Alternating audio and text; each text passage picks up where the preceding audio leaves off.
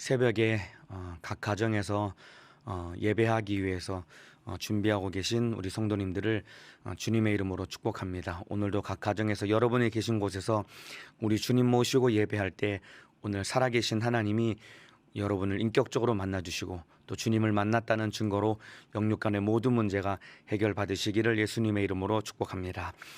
오늘 함께 은혜 받으실 말씀은 마가복음 6장 7절에서 13절 말씀입니다. 마가복음 6장 7절에서 13절입니다. 성경을 한번 찾아주시면 감사드리겠습니다. 마가복음 6장 7절에서 13절 말씀입니다. 다 찾으신 줄로 알고 저는 여기서 여러분은 계신 곳에서 저와 함께 큰 목소리로 또박또박 함께 합독하도록 하겠습니다. 시작. 12제자를 부르사 둘씩 보내시며 더러운 귀신을 제어하는 권세를 주시고 명하시되 여행을 위하여 지팡이 외에는 양식이나 주머니나 전대의 돈이나 아무것도 가지지 말며 신만 신고 두벌업도 입지 말라 하시고 또 가라사대 어디서든지 네 집에 들어가거든 그곳을 떠나기까지 거기 유하라. 어느 곳에서든지 너희를 영접지 아니하고 너희 말을 듣지도 아니하거든 거기서 나갈 때에 발 아래 먼지를 떨어버려 저희에게 증거를 삼으라 하시니 제자들이 나가서 회개하라 전파하고 많은 귀신을 쫓아내며 많은 병인에게 기름을 발라 고치더라. 아멘. 오늘 마가복음 6장 7절에서 13절 말씀을 중심으로 예수가 대책이다 라는 제목으로 하나님의 말씀을 나누도록 하겠습니다. 오늘 본문은 예수님이 드디어 다 모여진 12명의 제자를 전도하기 위해서 이제 파송하시는 그 장면이 기록된 사건입니다. 오늘 이 말씀을 중심으로 함께 은혜를 나눌 텐데요. 7절에 보면은 12제자를 부르사 둘씩 보내시며 라고 기록하고 있습니다. 제자들이 12명이니까 그러니까 2명씩 짝을 지어서 6개 조를 나누어서 우리 주님이 제자들을 각 지역으로 이제 파송을 하십니다. 아마 전 지역으로 제자들을 파송했던 것 같습니다. 2명씩 짝을 지어서 제자들을 보냈다는 것은 이 당시에 2명은 증인의 숫자를 의미합니다. 그러니까 2명씩 짝을 지어서 제자들을 보낸 것은 증인의 숫자를 예수님이 보내신 건데 바로 예수 그리스도의 증인이 되어라라고 우리 주님이 2명씩 짝을 지어서 보내셨습니다. 제자들이 파송된 시기는 예수님의 공생의 초기에 제자들을 보내신 것이고 현실적으로 아직 훈련이 다 끝나지 않은 어찌 보면은 미숙한 상태에 있는 제자들을 예수님이 보내신 건데 이걸 통해서 우리가 무엇을 생각할 수 있냐면은 하나님의 일은 다 배워서 내가 보기에 내가 다 갖추어졌다라고 여겨질 때 하나님의 일을 시작할 수 있는 것이 아니라 아직 다 갖추어지지 않았을지라도 우리 주님이 가라고 명령을 하시면은 주의 일을 하면서 배우고 성장할 수 있는 것이 바로 하나님의 일과 주의 사역의 원리라고 할 수 있습니다. 청년들도 보면은 이런 직분을 좀 맡아서 충성했으면 좋겠습니다. 이런 직분을 맡아서 이렇게 충성을 좀 하십시오라고 요청을 하고 또 부탁을 하면은 가끔 그런 얘기를 합니다. 저는 부족해서 저는 안 될 것 같은데요. 목사님 저는 너무 부족하고 아직도 저는 이렇게 배워야 될 게 많아서 안 될 것 같습니다. 라고 그렇게 말을 하는 청년들이 많이 있습니다. 그런데 주의 일은 부족하지만은 원래 나는 아무것도 할 수 없는 무지하고 무능한 자이기 때문에 부족하고 갖추어지지 않은 것 같지만은 하나님의 명령의 말씀에 순종하며 아멘하며 나아갈 때 부르신 주님이 또 보내신 주님이 우리를 책임져 주시고 기꺼이 만들어 주시고 써 주시는 것이 하나님의 은혜입니다. 그렇기 때문에 우리 오늘 말씀을 듣는 우리 모든 성도님들은 주님이 나에게 이것 하라 저것 하라라고 명령하실 때 저는 주님 저는 아직 부족합니다. 저는 아직 만들어지지 않았기 때문에 안 될 것 같은데요 라고 주님의 부르심과 보내심에 거절하고 주저할 것이 아니라 나는 부족하지만은 나를 부르시고 보내신 주님이 나를 통해 일하신다라는 믿음을 가지고 순종하기만 하면은 우리 주님이 나를 기꺼이 만들어 주시고 나를 써 주신다라는 이 사실을 믿고 순종함으로 주의 일을 이루시는 믿음의 사람 되시기를 예수님의 이름으로 축복합니다. 오늘 본문에도 제자들을 예수님이 보내실 때 다 배움을 받고 다 훈련을 받고 다 만들어진 상태에서 우리 주님이 보내신 것이 아니라 아직도 미숙하고 아직도 배워야 될 것이 많은 상태이지만은 우리 주님이 보내셔서 사역의 현장 가운데서 배우고 성장하기를 바라시는 마음 때문에 우리 주님 보내신 것입니다. 이와 같이 내가 부족한 것 같고 만들어지지 않은 것 같을지라도 우리 주님의 일에 내가 뛰어들 때 주님은 나를 통해서 일하시는 분이라는 것을 믿고 기꺼이 순종하는 믿음의 사람 되시기를 바라겠습니다. 이렇게 예수님이 2명씩 짝을 지어서 보내시는데 보내시는 그 제자들을 향해서 우리 주님이 중요한 명령을 내리시는데 8절과 9절입니다. 명하시되 예수님이 제자들을 향해서 명령하신 말씀입니다. 여행을 위하여 지팡이 외에는 양식이나 주머니나 전대의 돈이나 아무것도 가지지 말며 신만 신고 두벌업도 입지 말라 하시고 라고 제자들에게 예수님이 명령을 하십니다. 그러니까 이런 이것저것 막 거추장스러운 것을 많이 가지지 말고 정말 홀홀 단신 몸만 가지고 가라라고 우리 주님이 명령하신 것은 그만큼 제자들이 많은 것을 가지고 가면은 그만큼 이 기동성도 떨어지고 움직이는데 제약을 받기 때문에 예수님이 제자들을 향해서 사역의 어떤 긴박성을 가지고 다급한 마음을 가지고 이 사역을 하라는 그런 의미와 함께 또한 이것저것 많이 가지고 가서 거기에 매이는 사역이 아니라 청렴한 제자들의 삶을 강조한 어떤 메시지가 담겨 있는 것입니다. 그런데 이런 이 명령이 현실적으로는 굉장히 이 대책 없어 보이는 명령이거든요.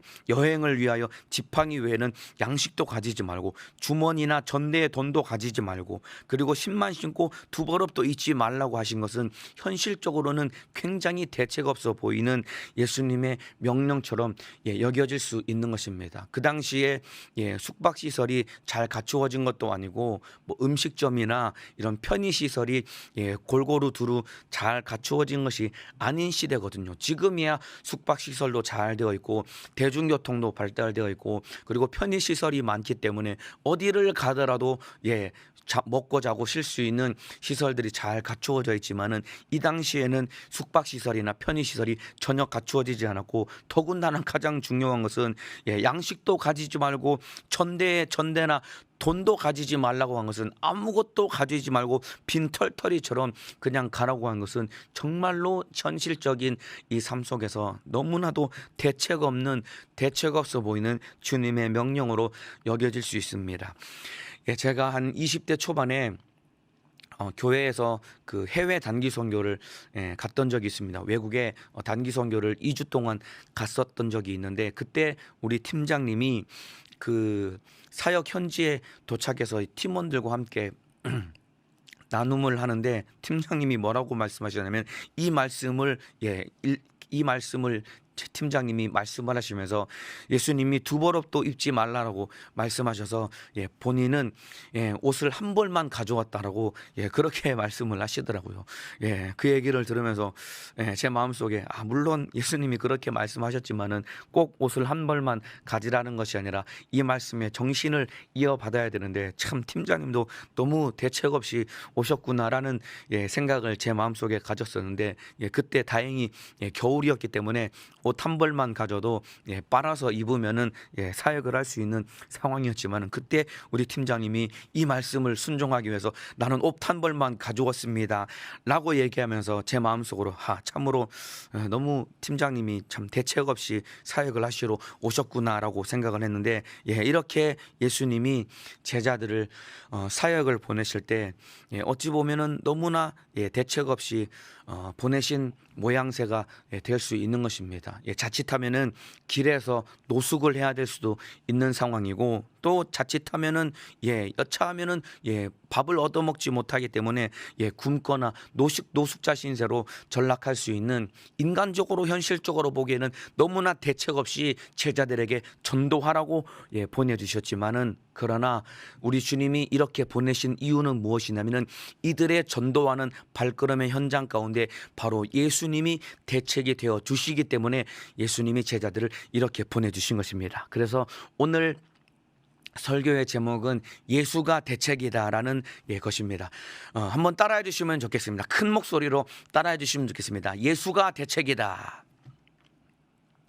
안 따라 하시는 분들이 너무 많습니다. 한 번만 더 크게 따라해 주시면 좋겠습니다. 예수가 대책이다. 제자들이 이 전도하는 사역의 현장 가운데, 발걸음 가운데 우리 주님이 어떻게 가라고 명령하신 그 말씀은 현실적으로는 너무나 대책 없어 보이는 주님의 명령이지만은, 그러나 그들의 제자들이 가는 발걸음 속에 예수가 대책이 되어주시고 바로 예수님만 의지하라고 우리 주님이 명령하셨기 때문에 제자들이 가진 것 없이 현실적으로 대책 없이 전도하러 가는 것 같았지만은 예수님이 대책이 되어 주셨기 때문에 그들과 함께 우리 주님이 일하여 주신 것입니다. 청년에도 각 부가 사역을 합니다. 그런데 어떤 분은 부장님이 참으로 이 마음의 어려움을 짊어지고 부사역을 하는 부장님들이 있습니다. 왜냐하면은 부장님이 막 이 야심찬 마음을 가지고 잘해보고자 하는 마음을 가지고 부를 함께, 부원들과 함께, 직분자들과 함께 사역을 시작했는데 현실적으로 보니까 직분자들이 함께 마음을 모아서 주의 일을 하고 부장님을 도울 수 있는 직분자들이 없는 상황이고, 또 부원들의 면면을 살펴보니까 다 참으로 이 섬김을 지극히 이 마음을 쏟아서 섬김을 해야, 섬김이 필요한 부원들만 많이 가득한 이 부의 현실을 바라볼 때 부장님들의 마음속에 정말 우리 부는 너무나도 대책이 없다. 참으로 이 손이 많이 가는 부원들만 너무나 많이 모여 있고, 또 함께 뛰고 함께 도와줄 수 있는 직분자들이 없는 부의 현실을 바라보면서 우리 부는 너무나 대책이 없어서 참으로 힘들고 어렵다라는 그런 마음을 가지고 있는 부자님들도 간혹 이 부자님들을 만나기도 합니다. 특별히 지금과 같은 이 코로나 사태 속에 직분자들도 힘들어서 사역을 감당할 수 없는 그런 지경에 처한 직분자들도 많이 있고, 또 부원들이 예배 오지 않고 이 코로나 사태 속에서 참 믿음이 없어서 세상으로 끌려나가서 힘들어하는 부원들의 모습을 바라볼 때 우리 부자님들이나 또 각 기관에서 사역을 하시고 또 학생들을 섬기는 우리 또 선생님들이나 구역장님들이나 이런 분들이 우리 구역 식구들, 또 우리 반 학생들, 우리 부실원들, 그리고 우리 기관 식구들 너무나 힘들어하고 어려워하는 내게 맡겨주신 영혼들을 바라볼 때 너무나 어떻게 영혼을 살리나 대책 없어 보이는 우리 부나 기관이나 구역이나 우리 반을 바라보며 마음 어려워하는 어려운 마음을 가지고 계신 분들이 많이 계실 것으로 알고 있습니다.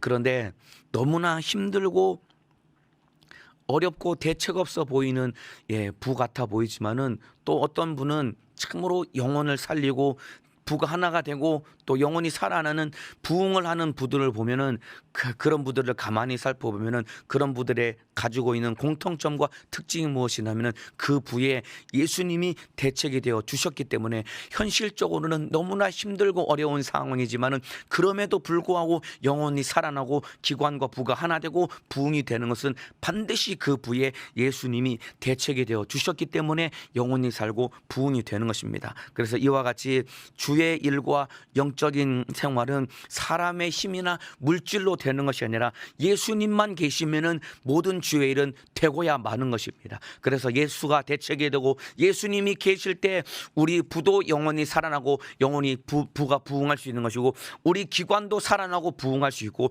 우리 반도 살아나고 우리 반 학생들이 우리 반이 부흥될 수 있는 것은 예수님이 대책이 되어주시고 예수님이 계실 때 주님은 그 주님의 능력 가운데 주의 일을 하여 주시는 것입니다. 제자들이 자기들이 아무런 대책 없이 돈도 없고 양식도 없고 갈아입을 옷도 없이 그냥 빈털터리처럼 현실적으로 대책 없이 사역하러 갔지만은 그들의 발걸음 속에 예수님이 대책이 되어 주시니까 제자들 가운데 예수님의 생애가 나타나고 수많은 이적과 능력을 행하며 전도하고 영혼을 살린 것과 똑같이 우리 연세중앙교회에 참으로 영혼을 섬기고 지금 영혼을 맡아서 주회를 하고 계시는 모든 영혼을 섬기시는 우리 직분자 여러분, 현실적으로 바라봤을 때, 내 눈으로 바라봤을 때 우리 기관과 우리 부실과 구역이 우리 반이 대책 없어 보이지만은 예수님이 대책이 되어주시고 대책이 되시는 예수님 한 분만 붙든다면은 우리 기관에 우리 부에 함께 할 수 있는 일꾼은 없어 보이고 전부 다 손만 가는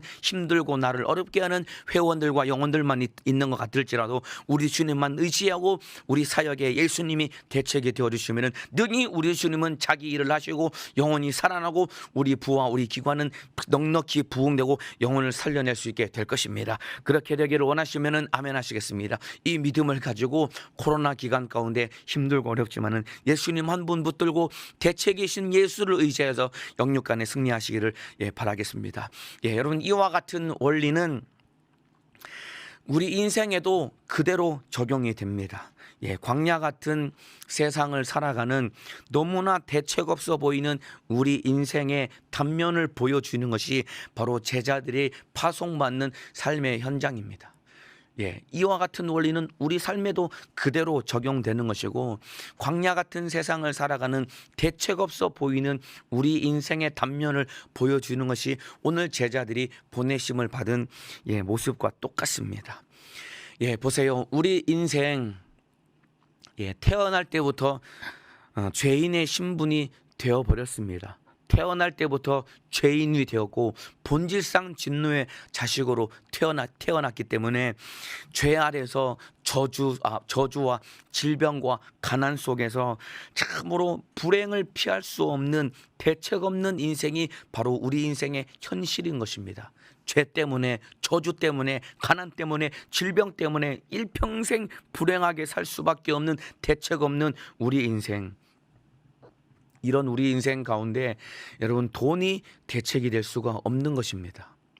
성공이 대책이 될 수가 없는 것입니다. 세상 어떠한 것도 죄 아래 태어나서 죄 때문에 병들고 저주받고 가난하고 불행해서 대책 없이 살아가는 우리 인생에 어떠한 것도 참으로 예수 외에는 대책이 되어줄 수가 없습니다. 돈이 대책이 될 수 있는 것도 아니고, 그리고 성공과 명예와 세상 권력이 대책이 될 수가 없는 것입니다. 참으로 요즘 집값이 많이 올라가지고 이 집 사기가 어려워지는 세대가 되었다고 그렇게 이구동성으로 말을 하는데, 땅을 사고 부동산 투자를 하는 것이 우리 인생과 우리 미래의 대책이 될 수가 절대로 없는 것입니다, 여러분. 누가복음 12장에 보면은 자기 인생의 대책을 마련해 보려고 나름 머리를 굴리고 멋진 대책을 마련했다라고 스스로 여기고 만족했던 사람이 있습니다. 바로 소출이 풍성한 부자, 바로 농부가 있었습니다. 이 농부가 한 해 농사를 지었는데 그 해에 다른 어떠한 해와는 비교할 수 없을 만큼 소위 말하는 대풍을 이루었습니다. 자기가 보기에도 엄청난 이 풍년을 거두었기 때문에 이 수확을 거두면은 지금 있는 창고에는 거둔 수확물을 다 넣어둘 수 없는 지경이 될 만큼 많은 수확을 거뒀고 이미 자기가 부자가 될 수밖에 없다는 것을 알았기 때문에 이 부자의 머릿속에 이제 머리를 굴리기 시작한 겁니다. 그러니까 자기 인생의 대책을 마련하기 위해서 더 큰 창고를 짓기 위해서 옆에 있는 땅을 부동산 투기를 해가지고 옆에 있는 땅을 야금야금 이 매입을 해서 땅을 늘리고, 그리고 지금 있는 창고를 헐어버리고 재건축을 해가지고 훨씬 더 크고 튼튼하고 좋은 창고를 지어가지고 거기다가 거둔 모든 곡식을 다 창고에다 차곡차곡 쟁여놓고 멋지게 만들어진 넓게 산 토지와 함께 잘 지어진 창고와 함께 창고 속에 가득 찬 이 거두어진 곡식을 바라보면서 자기 마음속으로 너무나도 만족스러워서 뭐라고 고백했냐면은, 내 영혼아, 이제 뭐 편히 먹고 마시고 쉬자. 여러 해 쓸 물건을 많이 쌓아두었으니 내 영혼아 이제 먹고 마시며 편히 쉬자라고 그렇게 자기 인생에 참으로 든든한 대책을 마련했다라고 생각한 그 소출이 풍성한 부자를 향해서 우리 주님이 뭐라고 말씀하셨냐면은 이 어리석은 자야, 오늘 밤에 네 영혼을 부르면 네가 예비한 그것이 네 것이 되겠느냐. 네가 대책이라고 마련한 그것이 누구 것이 되며 그것이 네 영혼의 때에 진정한 대책이 되겠느냐라고 그렇게 우리 주님이 어리석은 부자를 향해서 말씀하고 계십니다. 예, 우리 대책 없는 우리 인생, 돈이 대책이 되는 것이 아닙니다, 여러분. 세상의 성공과 명예와 권력과 권세가 대책이 되는 것이 아닙니다, 여러분. 예, 땅을 사고 부동산 투자를 하고 건물을 매입을 하고 참으로 그렇게 내 미래를 대비하는 그것이 대책이 아니라 우리 인생의 대책은 예수 한 분밖에는 없는 것입니다, 여러분. 그렇기 때문에 보세요. 그 사람의 대책이 무엇인지는 그 사람의 말이 아니라 그 사람의 행동과 삶을 보면은 금방 이 사람의 대책이 무엇인지 바로 드러나게 되어 있습니다. 말은 영적으로 살아야지, 말은 영혼의 때를 위해 살아야지, 나는 천국만 사모합니다. 저는 영혼의 때를 위해서만 삽니다. 영혼의 때를 위해 살아야 됩니다. 아무리 그 사람의 입에서 자기는 영혼의 때를 위해 산다라고 말은 그렇게 한다고 할지라도 이 땅에 소망을 두고 돈을 모으려고 하고 부동산에 투자를 하고 땅을 사고 건물을 매입하고 세상의 명예와 권세를 거머쥐려고 욕심을 부린다면 그 사람의 인생은 예수가 대책이 아니라 바로 이 땅의 땅과 돈과 명예와 권세가 대책이기 때문에 그 사람의 영혼의 때는 보장받을 수가 없는 것입니다. 네, 돈을 많이 갖는 것은 죄가 아닙니다, 여러분. 돈을 많이 갖는 것이 죄가 아니라 성경에는 돈을 사랑하는 것이 일만하게 뿌리라고 했기 때문에 돈을 사랑하는 것이 죄인 것입니다, 여러분. 돈을 많이 갖는 것 죄가 아닙니다, 여러분. 여러분 열심히 일을 하셔서 돈을 많이 버시기를 바랍니다. 그리고 많이 번 돈 통장에 은행에 잘 저금해 두어서 필요한 때에 요긴하게 잘 쓰시기를 바랍니다. 그런데 돈을 많이 가지고 있는 것이 죄가 아니라 돈을 사랑하는 것이 죄가 되는 거예요. 여러분 돈 얼마 몇 푼 안 가져도 그 돈을 사랑해서 그 돈 때문에 신앙생활 하지 못하고 돈 때문에 매여서 예수를 버리는 사람이 된다면은 부자가 아닐지라도 몇 푼 안 되는 돈 때문에 예수를 버리고 거기에 매여서 신앙생활 못하면은 그게 바로 죄가 되는 것이고 그 사람이 영적으로 비참한 자가 되는 것입니다.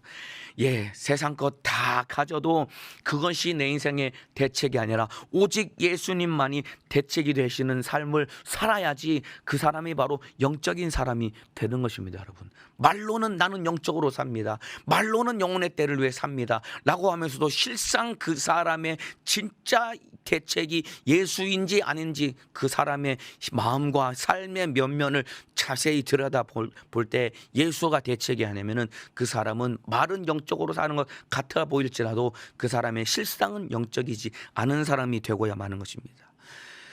예, 보세요. 우리 인생에 가장 대책이 없는 처지가 무엇이냐면은 죄 때문에 지옥 가는 것이 가장 대책 없는 처지입니다. 예, 영원히 대책이 없는 곳이 어디냐면은 바로 지옥입니다, 여러분. 영원히 대책이 없는 것이 지옥입니다. 한번 생각을 해보세요. 죄 때문에 예수 그리스도의 피의 공로를 만나지 못하고 믿음 없어서 예수 믿지 못해 천국 가지 못하고 지옥의 맨 밑바닥에 떨어져서 활활 불타는 지옥 밑바닥에서 고통당하는 그 인생, 여러분 대책이 있을까요? 영원히 대책이 없기 때문에 영원히 나올 수 없는 지옥에서 영원히 고통당하는 것이 지옥의 형벌의 문제인데, 왜냐하면 죄 때문에 그 지옥에 들어간다 이 말입니다. 그러니까 우리 인생에 가장 대책이 없는 것은 바로 나를 결박하고 있는 죄 문제고, 그 죄 때문에 내가 갈 수밖에 없는 지옥의 형벌이 가장 대책이 없는 것입니다. 이스라엘 백성들이 400년 동안 애굽에서 종살이를 했습니다. 400년 동안 애굽에서 종살이를 한 이스라엘 백성들은 여러분 현실적으로 애굽에서 나올 수 있는 아무런 대책이 없는 것이 그들의 삶의 현실이었습니다. 그들의 자력으로는, 그들의 노력과 수고와 애쓰는 것으로는 애굽에서 절대로 나올 수 없는 대책 없는 인생이 바로 이스라엘 백성들, 400년 동안 애굽에서 종살이하는 이스라엘 백성들의 모습인데, 그 모습이 바로 오늘을 살고 있는 저와 여러분의 모습이다 이 말입니다.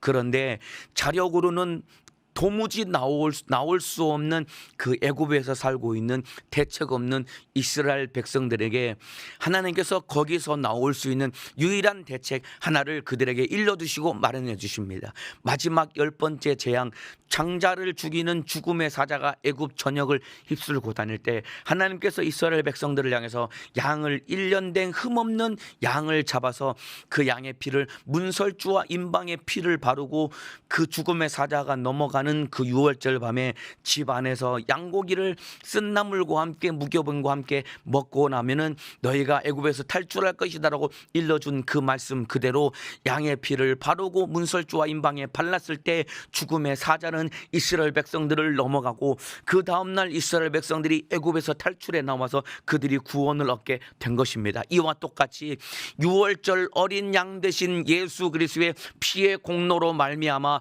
우리가 죄에서 구원을 받은 것이고, 6월절 어린 양 대신 예수 그리스도의 피의 공로로 말미암아 우리가 사망과 저주와 질병과 가난과 지옥의 형벌의 문제에서 우리가 구원을 받았기 때문에 우리 인생의 유일한 대책은 바로 예수 그리스도 하나님의 아들이 되는 것입니다. 인정하시면 아멘 하시겠습니다. 그 예수를 대책으로 삼고 이 땅에서 예수 한 분 붙들고 믿음 생활, 영적 생활에 승리할 때 우리는 예수로 승리할 수 있습니다. 지옥에서 나올 수 있는 유일한 대책 예수 그리스도, 죄 문제를 해결받을 수 있는 유일한 대책 예수 그리스도, 저주와 질병과 가난의 문제가 해결받을 수 있는 유일한 대책 예수 그리스도, 그 예수 그리스도로 말미암아 영육간에 승리하시기를 예수님의 이름으로 축복합니다. 돈이 대책이 되는 것이 아닙니다. 명예와 권세가 대책이 되는 것이 아닙니다. 요즘 아파트 값이 올라간다고, 여러분 땅값이 올라간다고 부동산에 투자를 하고 집을 사고 참으로 땅을 매입하고 이것이 내 인생과 내 미래의 대책이 되는 것이 아니라 오직 예수 한 분만이 대책이 되는 것입니다. 영육간에 여러분이 가지고 있는 수많은 문제, 여러분 이것 해결할 수 있는 유일한 대책은 살아계신 하나님이신, 바로 살아계신 하나님의 아들이신 예수님께 기도하는 것이 대책입니다. 오늘 새벽에 예배 드리시는 우리 성도님들, 질병 때문에, 가난 때문에, 그리고 우울증 때문에, 염려 근심 걱정 때문에, 그리고 자살 충동, 수많은 어려움 때문에 고통당하시면서 밤잠 못 자신 우리 성도님들 계십니까? 바로 우리 주님께 기도하는 것이 대책입니다. 저희 어머니가 저를 낳고 나서 제가 갓난 아기일 때 우리 큰형님이 7살에 학교를 들어갔거든요. 그러니까 제가 태어났을 때 우리 형님이 바로 초등학교 입학을 했고, 형님이 초등학교 입학을 하고 나서 얼마 안 있다가 3월 중순에 제가 태어났거든요.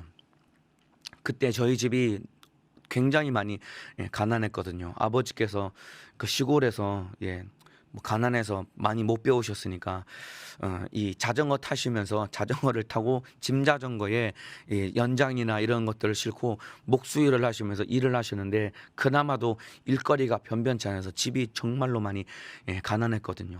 7살에 그나마 학교를 일찍 보낸 큰형님이 7살에 학교를 갔는데, 형이 학교를 갔다가 왔는데 집에 와서 하는 얘기가, 학교에서 한 달인가 아마 5,000원을 학교에서 가져오라라고 그렇게 얘기를 했다고 합니다.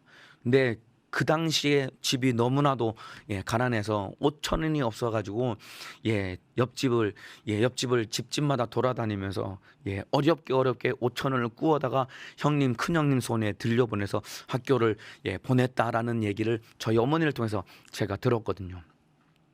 그만큼 저희 집이 가난했습니다. 아마 한 10배, 20배가 물가가 뛰었다고 할지라도 지금이면은 한 10만 원인데, 그러니까 집에 현금 10만 원이 없어가지고 돈을 빌려서 아이를 학교에 보낼 만큼 가난했었거든요. 그때 이제 그렇게 가난한데 이제 갓난아기인 저까지 태어났으니까 이제 아들이 셋이었거든요. 제가 막내 아들이고.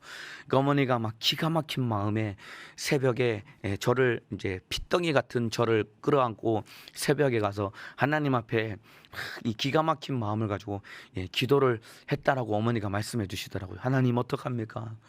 자식들이 이렇게 많은데 어떻게 키웁니까? 하나님, 나는 감당이 안 됩니다. 하나님 어떡합니까? 라고 우리 어머니께서 하나님께 막 애타는 마음으로 기도를 했는데 어머님의 이 경험이고 어머님의 간증입니다. 그때 하나님이 저희 어머니 마음속에 이런 감동을 주셨다고 합니다.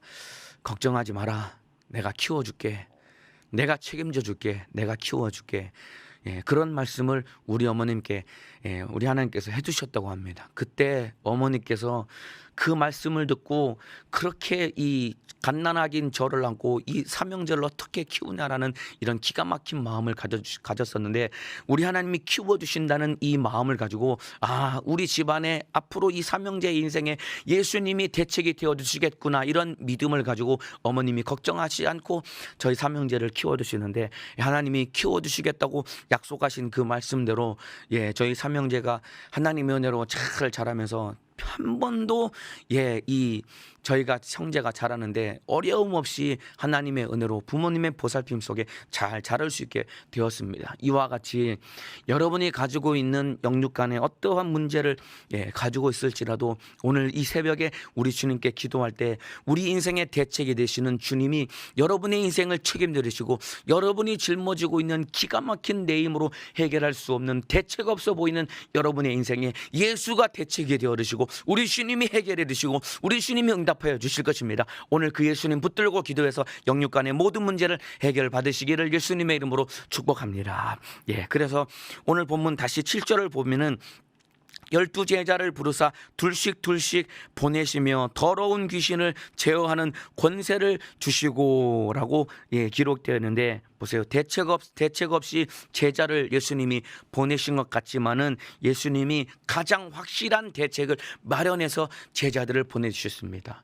두보로 가져가지 말고 전대나 돈도 가져가지 말고 아무것도 양식도 가져가지 말고 그냥 빈몸으로 가라고 말씀하신 예수님이 인간적으로 현실적으로 대책 없이 예수님 제자들을 보내신 것 같지만은 그러나 우리 주님이 제자들을 보내실 때 가장 확실한 대책을 마련해서 보내주시는데 그것이 무엇이냐면은 보내시며 더러운 귀신을 제어하는 권세를 주시고라고 우리 주님이 말씀하고 계십니다. 그러니까 제자들에게 아무것도 가져가지 말라고 말씀하셨지만 분명하고 가장 확실한 대책 더러운 귀신을 제어하는 권세를 주셔서 제자들을 보내주신 것입니다. 7절에 여기 보내시며라는 이 표현이 있는데 여러분 보내시며라는 이 표현을 통해서 이 파생된 용어가 무엇이냐면은 바로 사도라는 이 단어가 바로 보내시며라는 이 단어를 통해서 표현을 통해서 파생된 용어가 바로 사도입니다. 사도라는 말이 무슨 말이냐면은 보내심을 받은 자가 바로 사도입니다. 보내심을 받은 사람, 보내심을 받은 자가 바로 사도인데 사도라는 이 용어는 바로 보내시며라는 이 표현을 통해서 파생된 단어입니다. 이 당시에 이 법적인 관습에 의하면은요, 이 보냄을 받은 사람은 보내심을 받은 사람은 보낸 자와 똑같은 이 권세를 갖게 되어 있습니다. 이 당시 법적인 관습으로 보면은 보냄을 받은 사람은 보낸 사람과 똑같은 권세를 부여받게 되는 것입니다. 그렇기 때문에 보세요. 보내심을 받은 이 제자들을 통해서 더러운 귀신이 쫓겨나가고 질병이 고침받았던 이유는 무엇이냐면은 바로 이들을 보내셨던 예수님과 똑같은 권세를 가지고 제자들이 갔기 때문에 바로 이들을 통해서 귀신이 떠나가고 질병이 고침받고 예수님이 하신 그 일을 그대로 예수님의 생애를 재현할 수 있었던 것은 바로 보내신 주님과 함께 보냄받은 받은 제자들에게도 보내신 주님과 똑같은 권세가 나타났기 때문에 제자들을 통해서 예수님의 생애가 재현되는데 바로 이것이 대책이다 이 말입니다. 저와 여러분의 인생도 마찬가지입니다. 우리 주님이 우리를 보내셨습니다. 우리 주님이 우리를 보내고 계십니다. 마가복음 16장 17절 18절 말씀에 믿는 자들에게는 이런 표적이 따르니 곧 저희가 내 이름으로 귀신을 쫓아내며 병든 자에게 손을 얹은즉 나으리라 하시더라. 이 말씀은 바로 오늘을 살고 있는 저와 여러분에게 명령하신 하나님의 말씀입니다. 이 귀신이 쫓겨나가고 질병이 고침받는 이 표적이 누구에게 따르냐면은 바로 16장 17절을 다시 읽어드리면 믿는 자들에게 이런 표적이 따른다고 했습니다. 특정 계층의 사람에게 이런 표적이 따르는 것이 아니라 누구든지 예수 그리스도를 믿기만 하면은 제자들이 재현했던 그 예수님의 생애, 오늘을 살고 있는 저와 여러분에게도 이 예수님의 생애는 여전히 지금도 어김없이 재현된다라고 주님이 약속하고 말씀하고 계십니다. 예수님의 이름을 저와 여러분에게 주셨습니다. 오늘 이 말씀을 듣고 계신 우리 사랑하는 성도님들, 내 인생이 수많은 이런저런 문제, 질병과 가난과 저주와 자식의 문제, 남편의 문제, 아내의 문제, 부모, 형제, 가족들의 문제 때문에 고통당하고 계십니까 여러분? 그 대책 없어 보이는 내 인생에 바로 예수님이 대책이 되어 주신 것이고 대책이 되어 주시겠다고 이미 우리 주님은 약속해 주셨기 때문에 보냄을 받은 제자들이 보내주신 예수님과 똑같은 권세로 따르는 이적과 표적으로 복음을 전하고 영혼 살렸던 것과 똑같이 오늘 우리 주님이 우리에게 약속을 주시고 믿는 자들에게 표적이 따른다는 이 약속을 주셨기 때문에 이 예수님의 이름의 권세를 가지고 오늘도 우리가 기도할 때 어김없이 더러운 귀신은 떠나고 오늘도 우리가 기도할 때 어김없이 원수 같은 질병의 결박은 풀어주고 예수로 살고 예수로 승리하는 은혜를 부어 주실 것입니다. 이 믿음 가지고 영육간에 승리하시기를 예수님의 이름으로 축복합니다. 세상 어떠한 것도 악한 귀신의 결박에서 우리를 건져낼 수 있는 대책은 어디에도 없습니다. 오직 예수 이름만이 악한 영의 결박에서 우리를 건져낼 수 있는 유일한 대책이기 때문에 여러분을 결박하고 있는 염려, 근심, 걱정, 우울증, 자살 충동으로 여러분을 결박하고 있는 이 악한 영을 이 대책이신 예수님의 이름으로 몰아내시고 승리하시기를 예수님의 이름으로 축복합니다. 뿐만 아니라 여러분, 보냄을 받은 자에게는 여러분 보냄을 받은 자는 심판의 권세를 가지고 가는 것이 보냄을 받은 자의 발걸음입니다. 10절을 읽어드리면 또 가라사대 어디서든지 네 집에 들어가거든 그곳을 떠나기까지 거기 유하라. 어느 곳에서든지 너희를 영접지 아니하고 너희 말을 듣지도 아니하거든 거기서 나갈 때에 발 아래 먼지를 떨어버려 저희에게 증거를 삼으라 하시니라고 우리 주님 말씀하고 계십니다. 네 집에 들어가거든 거기에 평안을 거기에 유하라라고 우리 주님이 말씀하고 계십니다. 마태복음에는 누구 집에 들어가든지 너희가 그 집에 평안을 빌라라고 우리 주님이 말씀하십니다. 그래서 그 집이 그 평안과 복을 받기에 합당하면은 너희가 빈 평안이 거기에 임할 것이다라는 것은 보냄을 받은 자의 그 입술에는 발걸음에는 심판의 권세를 가지고 가는 발걸음이라는 것을 의미합니다. 보내신 주님과 함께 권세를 가지고 가기 때문에 평안을 빌고 복을 빈다면 그를 통해 빈 평안과 복이 거기에 임한다는 것입니다. 그래서 우리 사랑하는 성도 여러분들, 오늘 여러분이 어디를 갈지라도 누구를 만날지라도 여러분이 만나는 사람에게 평안을 빌고 복을 비시길 바랍니다. 주님이 여러분을 오늘 하루 직장과 일터와 삶의 현장으로 보내실 때 보내신 주님이 함께 하시기 때문에 누구를 만날지라도 여러분이 평안을 빌고 복을 빌고 예수 그리스도의 복음을 전할 때 그들에게 빈 평안이 임하게 되고 그들이 받아들일 때 그들이 평안을 받고 복을 받고 예수를 믿는 역사가 일어나게 될 것입니다. 그렇기 때문에 보냄을 받은 자는 보내신 주님과 함께 심판의 권세를 가지고 가는 것을 알고 오늘 믿음을 가지고 담대하게 선포하며 복과 평안을 비는 믿음의 사람 되시기를 바라겠습니다. 뿐만 아니라 11절에 보면은 어느 곳에서든지 너희를 영접지 아니하고 너희 말을 듣지도 아니하거든 거기서 나갈 때 발 아래 먼지를 떨어버려 저희에게 증거를 삼으라 하시니, 여러분 이 당시 이 신발에 발에 붙어있는 먼지를 터는 행위는 언제 하냐면은 여러분 유대인들이 이방 땅에 들어갔다가 돌아올 때 유대 땅으로 돌아올 때 발 아래 먼지를 털어버려요. 왜냐하면 이방 땅은 이방인들은 이 부정한 존재이기 때문에 이방 땅조차도 부정하게 여겼기 때문에 이방 땅을 밟았다가 들어올 때는 발의 먼지를 털어버려서 부정한 것을 털어버린다는 그런 본인들의 어떤 종교적인 이 의식 속에서 행했던 행동입니다. 그런데 발 아래 먼지를 털어버려 증거를 삼으라는 것은 복음을 전했지만은 받아들이지 않는 자는 그 당시에 이방인은 상종하지 못할 자로 여겨졌던 것과 똑같이 그들을 참으로 상종하지 못할 자로 여기라는 것은 이 말 속에 어떤 의미가 있냐면은 바로 심판의 권세를 가지고 전도자들이 가는 거라고 말씀드린 것과 똑같이 그들 앞에서 발에 있는 먼지를 털어버리는 것은 너희가 복음을 받아들이지 않으면 너희에게 심판이 임할 것이라는 메시지를 한 번 더 던져서 그들이 복음을 받아들이도록 그들의 마음을 한 번 더 진실하게 그들의 마음을 두드리라라는 우리 주님의 애타는 명령이요 목소리인 것입니다. 그래서 보세요. 이 신발의 먼지를 떨어버려서 심판의 권세를 가질 수밖에 없다라는 것은 제자들을 통해서 복음을 전했는데 복음을 받아들이지 않는 것은 제자들을 영접하지 않은 것이 아니라 바로 복음을 영접하지 않은 것이고, 복음을 영접하지 않은 것은 그들의 인생의 유일한 대책이 되신 죄와 사망과 지옥에서 건져주실 유일한 대책이신 예수님을 거부한 것이기 때문에 그들에게는 심판을 피할 수 없고 그들의 인생은 비참하게 전락되어 버릴 수밖에 없기 때문에 전도자들의 발걸음은 바로 심판의 참으로 권세를 가지고 가는 것과 똑같은 것입니다. 그래서 이 복음을 전할 때 여러분 거절을 당하는 것은 전도자가 비참해지는 것이 아니라 바로 거절하는 자가 영원히 비참해지는 그런 모양이 되는 것입니다. 전도할 때 저 예수 안 믿습니다.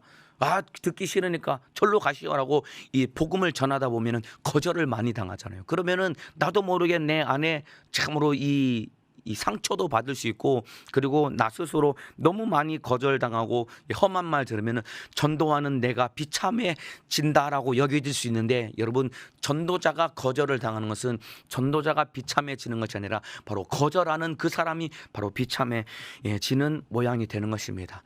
이제 이번 주일부터 우리 교회가 다시 전도할 수 있는 길이 열리게 되었습니다. 직장 동료, 가족들, 관계전도 대상자들을 전도할 수 있는 기회가 열렸습니다. 코로나 기간 동안 수개월 동안 우리가 전도를 하지 못했습니다. 그러나 이제 다시 우리 교회가 전도를 할 수 있게 되었습니다. 그동안 참으로 교회에 오라고 할 수 없기 때문에 전도를 하지 못했던 우리 성도 여러분들, 이제 전도할 수 있기 때문에 내 가족들, 직장 동료들, 알고 있는 관계를 가지고 있는 사람들에게 부지런히 복음을 전하시되 그들이 받아들이지 않고 내 전도의 목소리를 외면할지라도 나 스스로 비참해질 것이 아니라 복음의 목소리를 받아들이지 않는 그들의 영혼이 비참해지기 때문에 비참해질 수밖에 없는 그들의 영혼을 가슴에 끌어안고 포기하지 말고 그들에게 복음을 전해서 영혼 살리는 믿음의 사람 되시기를 예수님의 이름으로 축복합니다. 그래서 마지막에 이제 12절에 제자들이 나가서 회개하라 전파하고 많은 귀신을 쫓아내며 많은 병인에게 기름을 발라 고치더라. 보세요 여러분, 제자들이 전도하러 가는 그들의 발걸음은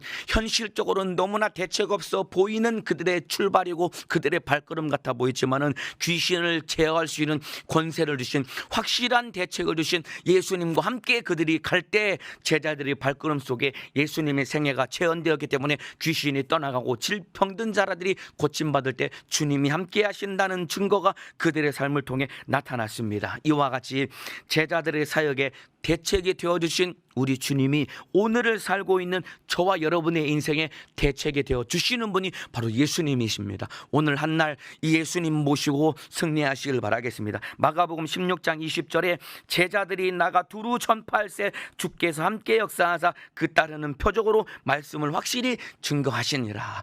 제자들이 나갈 때 주님이 함께 하심으로 따르는 표적으로 함께 하신다는 증거와 표적을 나타내 주신 것과 똑같이 오늘 하루 예수님 모시고 우리가 세상에 나갈 때 우리와 함께 하시는 우리 인생의 대책이신 예수님이 우리 인생을 책임져 주시고 우리를 승리하게 하실 것입니다. 제자들의 사역에 대책이 되신 예수님, 내 인생의 대책이십니다. 그 예수님과 함께 영육간에 승리하는 믿음의 사람 되시기를 예수님의 이름으로 축복합니다.